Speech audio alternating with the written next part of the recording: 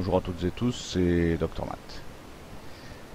On a vu la dernière fois dans le cours numéro 1 qu'on pouvait factoriser un polynôme du troisième degré où la partie numéraire sans x était absente.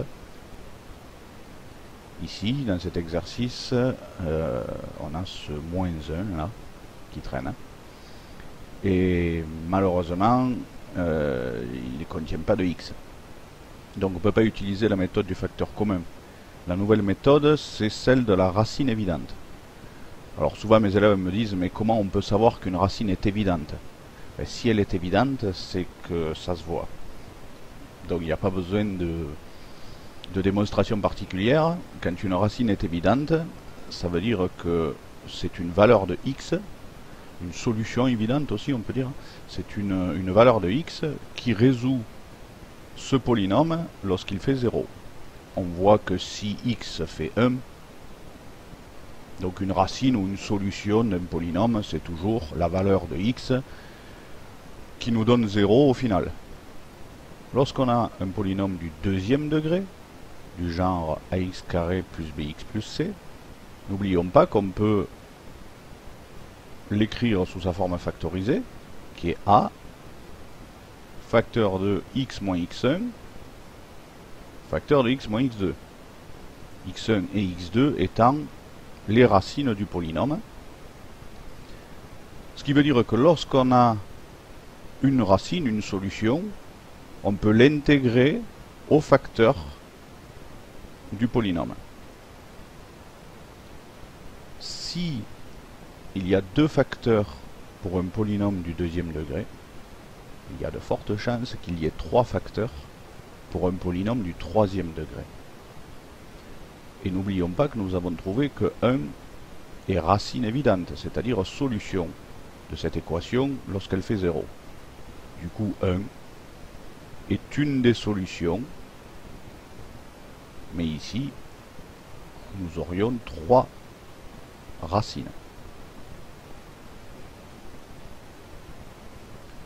On peut donc raisonnablement penser que notre polynôme de degré 3, 3x au cube plus 2x au carré moins 4x moins 1, va s'écrire sous la forme x moins 1, notre fameuse racine évidente, facteur d'un polynôme du deuxième degré, puisqu'on aura deux autres facteurs.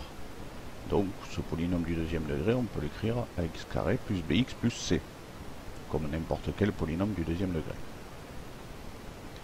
Reste à trouver qui est A, qui est B, qui est C dans cette histoire-là. Développons cette expression.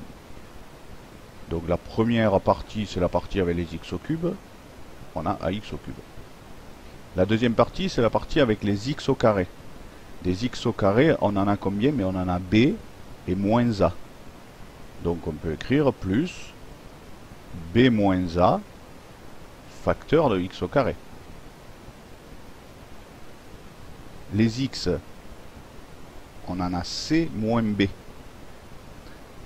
Mais attention ici, dans l'expression, on a moins 4x. Vous allez voir qu'il est important d'utiliser ce moins. Ça sera beaucoup plus simple à calculer par la suite. Donc plutôt que d'écrire dans la parenthèse x facteur de c moins b, je vais écrire moins b moins c facteur de x. J'ai simplement mis un moins devant la parenthèse plutôt qu'un plus, parce que ce moins correspond au moins que j'avais fléché tout à l'heure.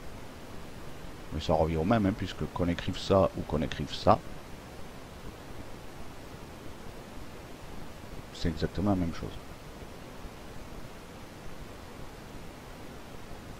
Et là, on peut faire une association, c'est-à-dire qu'on peut se rendre compte que finalement, x au cube, ou x au carré, ou x de chaque côté de l'égalité doivent être identiques. Ce qui veut dire que petit a est égal à 3. Puisqu'il est associé à x au cube de chaque côté de l'égalité. X au carré, lui, il est associé à 2 côté gauche, il est associé à b moins a côté droit.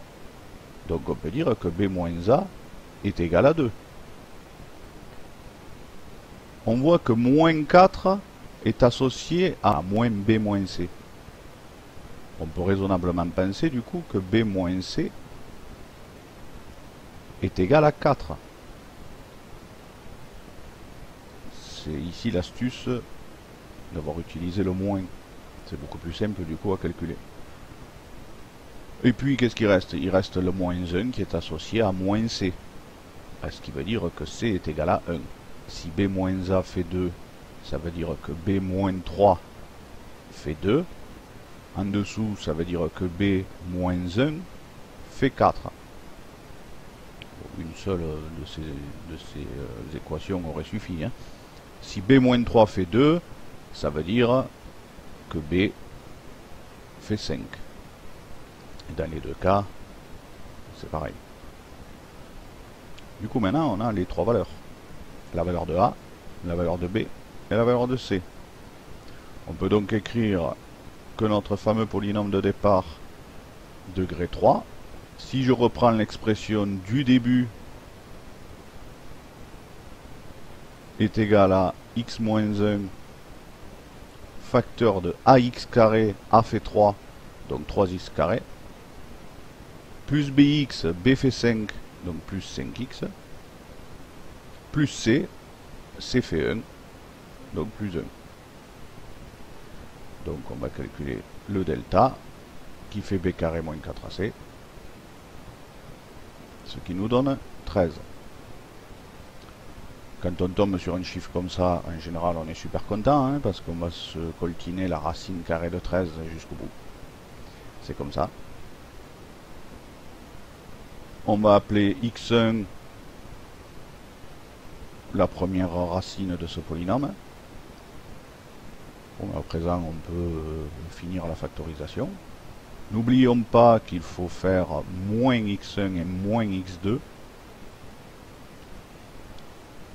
On aurait donc ici un polynôme qui va s'annuler pour x égale 1. X égale x1 et x égale x2. Connaître son signe demanderait tout simplement de faire par exemple un petit tableau de signes. Voilà. À l'intérieur on poserait nos trois facteurs. On part de moins l'infini jusqu'à plus l'infini. On va passer par la plus petite racine qui est ici x1. Ensuite la deuxième racine qui serait x2. Et la dernière qui serait 1. D'après la règle des signes, évidemment, notre polynôme sera négatif ici, positif ici, négatif ici, et à nouveau positif ici. On aurait donc le signe du polynôme et en plus les valeurs où celui-ci s'annule. A bientôt.